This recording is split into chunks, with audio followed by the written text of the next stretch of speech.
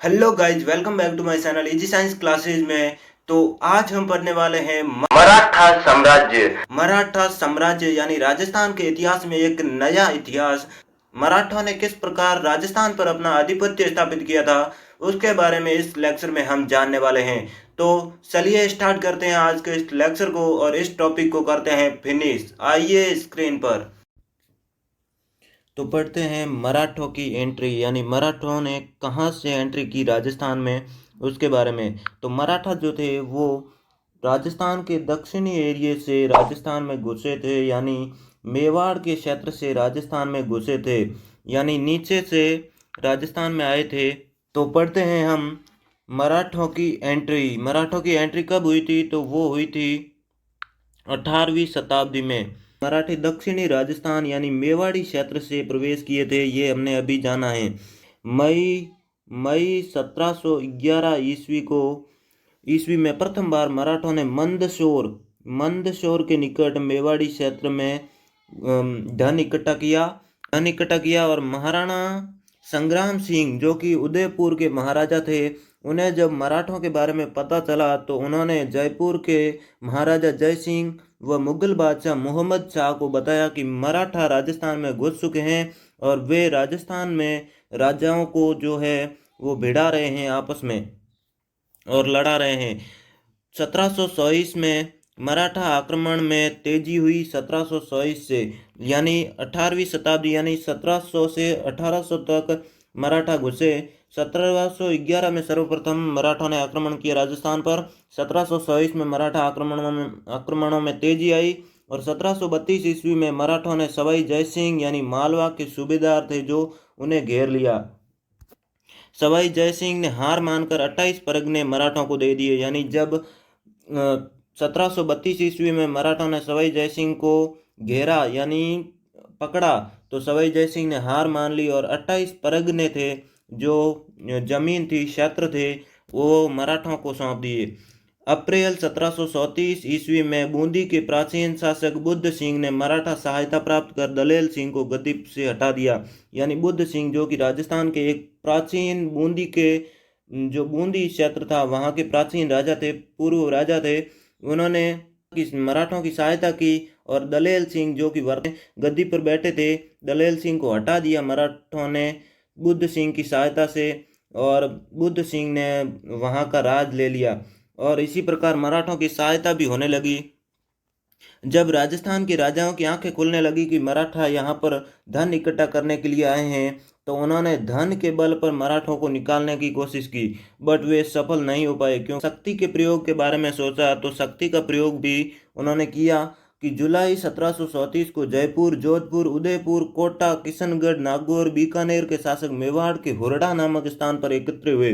इन सभी क्षेत्रों के शासक हुरडा नामक स्थान पर एकत्रित हुए, जो कि है मेवाड़ में। हुरडा नामक स्थान है वो मेवाड़ में है। 17 जुलाई 1737 को इन सभी शासकों ने एक संधि पत्र पर हस्ताक्षर किए। वो संधि पत्र क्या था, उसमें क्या लिखा था, तो उसके बारे में हम पढ़ते हैं। उस संधि पत्र में लिखा था कि सभी शासक विपत्ति में एक दूसरे का सहयोग करेंगे, यानी किसी पर कोई विपत्ति आ जाए तो एक दूसरे का सभी सहयोग करेंगे। वर्षा ऋतु के बाद रामपुरा में एकत्र होकर मराठों के विरुद्ध कार्रवाई भी करेंगे। उस संधि पत्र में लिखा हुआ था कि वर्षा ऋतु आने वाली थी, तो उसके बाद में रामपुरा नामक स्थान पर एकत्र होंगे, सभी मराठों के विरुद्ध कार्रवाई करेंगे। नंबर 3 लिखा था कि किसी राजा के शत्रु को अपने राज्य में शरण न देंगे, यानी वहां पर रुकने नहीं देंगे।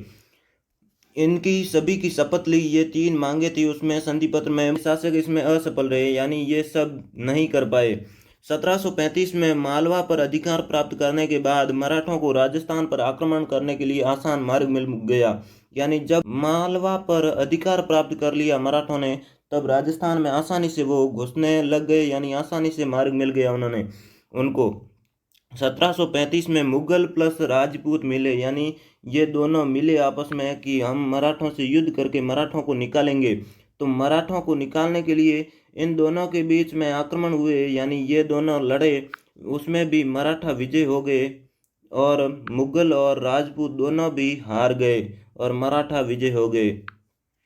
शाहू ने पेशवा बाजीराव को राजस्थान से सौत और सरदेश मुखी प्राप्त करने का आदेश दिया। और जो पेशवा बाजीराव थे वो अक्टूबर 1735 को राजस्थान उत्तर भारत से यात्रा पर निकला। वहां पर उसका महाराजा जगत सिंह के साथ सौत का समझौता हुआ और बाद में पेशवा जयपुर गया। यानी हम भारत का मैप देखें तो पेशवा पहले तो गुजरात में गया, वहां से सौत संधि पत्र पर हस्ताक्षर करके वापस राजस्थान में जयपुर में गया और जयपुर में जाकर वहां पर क्या किया उसके बारे में हम आगे पढ़ते हैं। पेशवा बाजीराव राजस्थान से सौत सरदेश मुखी प्राप्त करने का आदेश दिया। तो पेशवा अक्टूबर 1735 को उत्तर भारत की यात्रा पर निकला। उत्तर भारत की यात्रा पर निकला यानी दक्षिण से उत्तर ऊपर की तरफ आए तो महाराजा जगत सिंह जो कि गुजरात के थे उनके साथ सौत का सहयोग समझौता किया। बाद में पेशवा जयपुर गया। जय सिंह चाहते थे कि मुगल व मराठे समझौता कर ले बट असफल रहे। जय सिंह जो कि जयपुर के महाराजा थे वो चाहते थे कि मुगल और मराठा आपस में मिल जाए पर वो सफल नहीं हो पाए। पेशवा के राजस्थान आने का परिणाम क्या हुआ तो मुगल व राजपूत दोनों मराठों के करदाता बन गए। यानी मुगलों व राजपूतों पर बहुत कर मराठों ने कर दिया था। 1738 ईस्वी में मुगलों की ओर से निजाम को बिना युद्ध किए ही राय की अपमानजनक संधि करनी पड़ी। यह भी परिणाम है उस पेशवा का। यानी पेशवा जब आए तो 1738 में मुगलों की ओर से निजाम को बिना युद्ध किए ही राय की अपमानजनक संधि करनी पड़ी। इस संधि से मराठों को मालवा की सूबेदारी यानी राज वो 50 लाख रुपए प्राप्त हुए। मराठों को इससे इतना मुनाफा प्राप्त हुआ। 1742 ईस्वी के मराठों ने मारवाड़ में प्रवेश करके सोजत, रायपुर और जैतारना परगनों में सौत कर वसूल करना प्रारंभ कर दिया। जो सौत हमने पहले पढ़ा था, सौत का समझौता हुआ, वो एक कर था।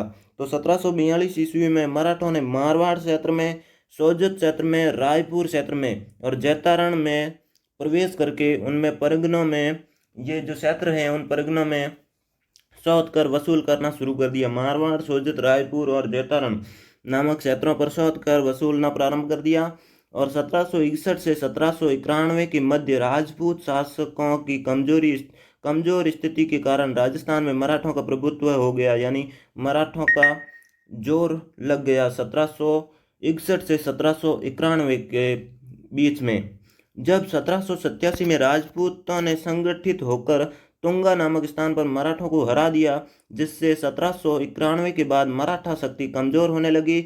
इस समय अंग्रेजों ने दक्षिण भारत पर दबदबा बना लिया था और राजस्थान की तरफ बढ़ रहे थे। यानी जब मराठा जाने लगे, यहाँ से राजपूत संगठित होने लगे तो मराठों को हरा दिया। 1791 के बाद मराठा शक्ति कमजोर होने लगी और मराठा शक्ति जब कमजोर होने लगी तब राजपूतों की यानी अंग्रेजों की एंट्री होने लगी। तो अंग्रेजों की एंट्री हम नेक्स्ट क्लास में देखेंगे। तो आपने इस क्लास में समझा कि मराठों की एंट्री किस प्रकार हुई, मराठी किस प्रकार राजस्थान में घुसे और किस प्रकार वापस निकले। तो राजस्थान में घुसते 1711 में घुसे और 1791 में निकले। इतने सालों तक राज किया यहाँ पर। तो मिलते हैं नेक्स्ट वीडियो में जल्दी। तब तक के लिए जय हिंद। यदि आपको वीडियो अच्छा लगा तो लाइक करें, जिससे हमें भी कॉन्फिडेंस आएगा पढ़ाने का और नेक्स्ट वीडियो भी जल्दी आएगा। कमेंट कीजिए कैसा लगा। जय हिंद।